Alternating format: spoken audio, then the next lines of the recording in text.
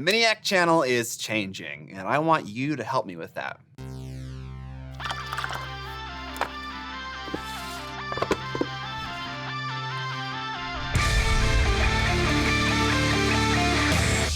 Real quick, there is a survey down in the description that I would love for you to fill out if you would like some input on the direction of the Miniac channel. More on that later. What up, Mini family? This video is unscripted. I'm going off of bullet points. Every single video on this channel pretty much has been scripted because I cannot be trusted without one. It's a very difficult thing to paint a face that is smaller than a pinky thumbnail. Pinky thumbnail. Nice. The first very important change to the Miniac channel is I can now do this with my mustache. You can now call me Hercule Poirot. Look, I know it's not much, but as someone who can't grow a beard, this is a significant milestone. So undoubtedly you guys have noticed probably an increase in content. For the last 6 weeks, including this week, I have been making weekly videos, which is not normal. I haven't done that in many years. And I wanna get into why I've been doing that lately, other changes that I've been planning for a little bit now, and also how you can help with those changes as well. So a great question to start with is why the change? So basically, my channel has been on the downward decline for kind of a long time.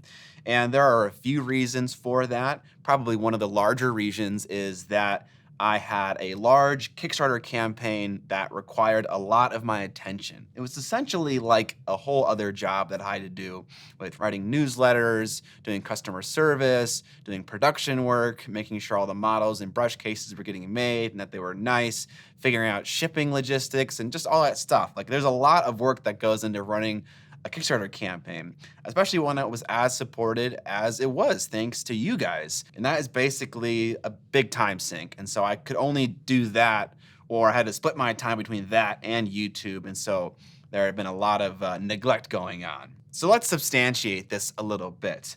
A good metric to look at to determine the health of a channel is the viewership of a video 30 days after publication. Now, it's certainly not the only metric to look at, but it's a lot more indicative of a channel's health than the subscriber count. The subscriber count is honestly kind of meaningless. In 2019, I published 56 videos with an average viewership of 173,000. In 2020, I published 42 videos with an average viewership of 200,000, going up a little bit. In 2021, 33 videos, 118,000. In 2022, I did 20 videos at 119,000 views. In 2023, I did 20 videos. So you can kind of see this downward trend of video content at an average viewership of 99,000 views. And then as of 6 weeks ago in 2024, I had made 12 videos that year and an average viewership of 66,000 views, which that's not accurate anymore, but that's what it was 6 weeks ago when I had originally planned this video. Now, a bit of a caveat. This is not measuring views 30 days after publication because I am not a YouTube analytical wizard and I can't figure out how to do that filter. This is viewing lifetime views. And a lot of these videos are evergreen videos, which means that they're always relevant. You know, something like how to wet blend is always gonna get views versus something like what models came out in 2021. But generally speaking, a video gets the majority of its views in the first 30 days. So as previously mentioned, there was a bit of a time divide between YouTube and Kickstarter, but that's not really an excuse that I can leverage for 2024. So what's going on this year? So like I said previously, Kickstarter was a big reason for a lot of the lower video counts that kind of led to less consistency that ultimately led to a lower performing channel. But there's also another huge thing that I think contributed to that lack of performance. I treat YouTube like I treat the hobby of miniatures. In the miniature hobby, I love to do all sorts of different things. Paint display models, play miniature war games, explore different types of things going on in the world. I love variety. It really makes me happy. And the same is true of YouTube.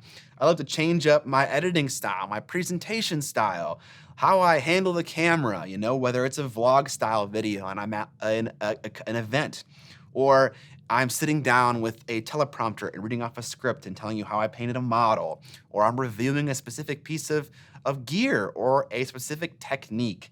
When I change up what I'm talking about, it just makes it more enjoyable for me. But because of all this variety that I love, I imagine it causes quite a bit of whiplash for you, the viewer.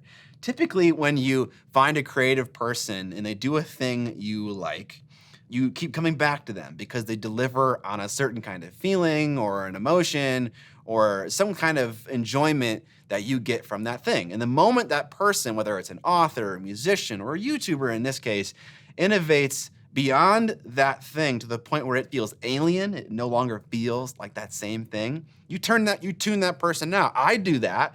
You know, that's not a thing that, I'm not like accusing anyone of anything. That's just a very normal thing to happen, you know? I like Metallica in the 80s up to the 90s, but when they get later in life, it's just not the same thing and it's not for me anymore, and that's fine. So I think those are the main two things. One, my attention being divided by essentially a part-time job running a Kickstarter campaign, and two, my desire to be different all the time and giving my viewers basically scoliosis due to content whiplash. So I want to solve those problems and get the channel back on track so I can bring Miniac back into unlife. You know, it's just like Miniac was dead and now it's alive again. So it's like the zombie version of Miniac, which I freaking love that imagery. You've noticed already that I have been making videos consistently, and that has helped a ton.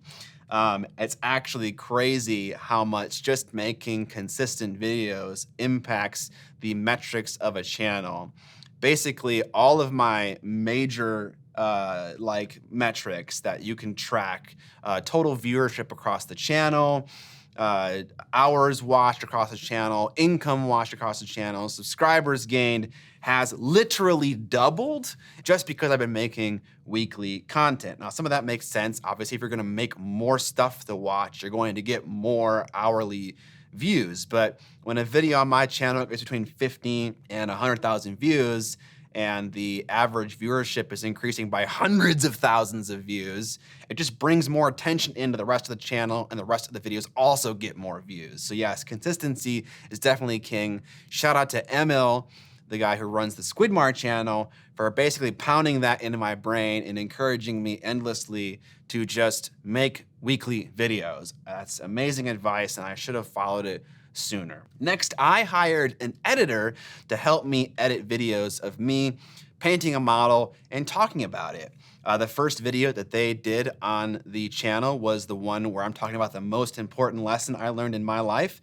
Like 80% of that video was edited by someone who was not me, which that's the first time ever in the Miniac history that that has happened. And so that was a really cool experience, and I am looking to continue to involve that editor. It's the same person that I used for Trapped Under Plastic, my podcast with Ninjon, and it's working well. And I wanna keep trying it out. There's some growing pains, obviously, but the more we do it, the better it'll get.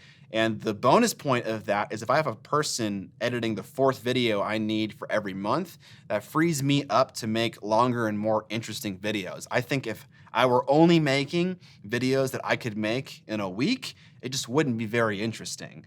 I like those bigger and longer projects as well that require 2 weeks of work time. And so that's an amazing thing that's gonna help with, and hopefully continue to improve as we go on. I've also employed a third party to start doing sponsorships for me. It's a company called Small Screen, and they talk to sponsors on my behalf, which was a massive time sink for me, trying to talk to people about like rates and like what's worth it, and like selling people on the value of sponsorship and that kind of stuff. That was such a time sink, and I'm no longer doing a large portion of that. I still write my own ads and stuff like that just to make sure that it's coming from my actual perspective, but the actual back and forth emailing, the collecting of funds and all that stuff, that is done by someone else named Trigvi, actually. He's a great guy. I love working with him. But something else to expect that's gonna be different and that you've probably already noticed is that I used to pride myself a lot, especially in like the last 2 or 3 years, of really only using hobby brand sponsorships, or at least for the like vast majority of videos. They were always hobby brands, whether it was a Kickstarter campaign or Cobalt Keep or Frontier Wargaming, or even small boutique brands like Chimera and Mindwork Games. I felt really good about myself for being able to work with those small companies to deliver value to them. I really liked that a lot. But that being said, it is a lot of work to work with those small brands who have never worked with a YouTuber before. You kind of have to handhold them through the process. And so my channel is going to be changing. It's going to be taking sponsors from more generic third parties. And when I don't know if a third party is reliable or can be trusted, I'm going to be reaching out to you guys to ask if you want to see that sponsorship. But obviously I have, my own moral compass, and I can avoid certain things like gambling, like sponsorships and whatnot. But I'm going to rely on you guys a lot to also help me with that. And that's just for my own ease of mind and also for my business. Those brands tend to pay more for sponsorship, which is an important thing. There was a scary time in the Miniac history where like at the very end of the Kickstarter fulfillment, I was essentially living paycheck to paycheck. And if for some reason I would have not earned money for a single month, I wouldn't have been able to pay rent for this office. And so I need to look out for myself and for my family. And this is one way that I am going to do that. And I'm just letting you guys know so you can expect it. And the last way that I'm going to solve some problems is with your help. In the link in the video description, there is a survey that I would love for you to fill out that is going to help me understand what you find uniquely interesting, valuable about the Miniac channel. I've done a lot of different things over the years, and I'm curious what of those things you find enjoyable and if there's some kind of consensus. And I'm going to use that survey to inform my decisions about what future content to make. Some things I have in mind for the future. I made a video where I taught a beginner how to paint a Warhammer face, and that video did awfully in the first like 2 weeks or a week and a half. But then it hit its stride and got a ton of views. And I was so encouraged by so many of the comments saying things like, oh my gosh, like I actually learned something in this video. And that's like my whole goal. My whole goal is to actually teach you guys something interesting and worthwhile that you can go back to your hobby and it really impacts your hobby. I really love that aha moment where like someone unlocks something in their brain. It's amazing to experience that as an educator, which you don't really ever get to see a whole lot because I'm doing this virtually. But besides the point, I want to make more videos like that. I think that format is amazing. And I've already started to do that. I did another one with a converter sculptor, kit basher named Valbjorn, where he's teaching us the basic essentials of how to make a weapon for a Warhammer scaled miniature. And that'll be coming out sometime soon. So I love that format. I want to make more of that format, but I want to discover more things like that. And I'm hoping that survey can help with it. Another way you can help right now is financially, either being a patron. Shout out to all my patrons. They're absolutely amazing. Also, the web store is a huge way to support the Miniac channel. Buying a miniature and a masterclass course, a sick brush coffin to hold your brushes, or a cutting mat. All that stuff on the web store is a great way to help. And again, there's not been a better time than right now. Another way to help is by checking out a different link in the description that gets you 2 months free of YouTube Premium. Clicking on that link and signing up gets me a little bit of kickback at no extra cost to you. It is an affiliate link. And some things you gain through doing that is ad-free viewing on YouTube.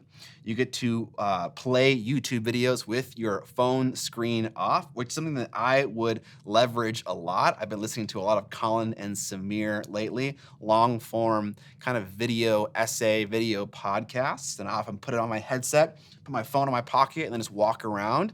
Another way is by downloading videos to watch later offline, which is super helpful. I've been going on a lot of airplanes lately, and I would love to just download a bunch of YouTube videos to watch while I'm on that airplane. I don't know about you guys, but for some reason, I can never, literally never, get airplane Wi-Fi to work. Even though every single airplane I've been on in the last like 3 years advertised some level of free Wi-Fi or like texting or messaging on the airplane, I have never gotten it to work. So instead of relying on Delta to figure their internet situation out, this is a much better plan B. All of these things also apply to YouTube Music as well. Ad-free, screen off listening, which I know is a huge way that people consume content on YouTube as well. So again, link down in the description. You can sign up for 2 months for free to check out if it is right for you. That's gonna do it for this video, guys. Thank you so much for letting me talk about the YouTube channel. It's been like 3 years since I've made a video like this, so it's definitely time. Massive, massive shout out to Trent from Miscast Terrain, who watched my original video of this and was like, Scott, don't put that video out. Just do the changes you wanna do and show people that you are capable of change. I honestly, that was the hugest piece of advice that I could have gotten in that moment. So huge shout out to you as well, Trent. Check him out, amazing content creator. I've always been inspired by Trent and always been a fan of his work ever since starting YouTube, honestly. He's been an awesome person to have in the hobby and on YouTube. Subscribe or die! But most importantly, don't forget to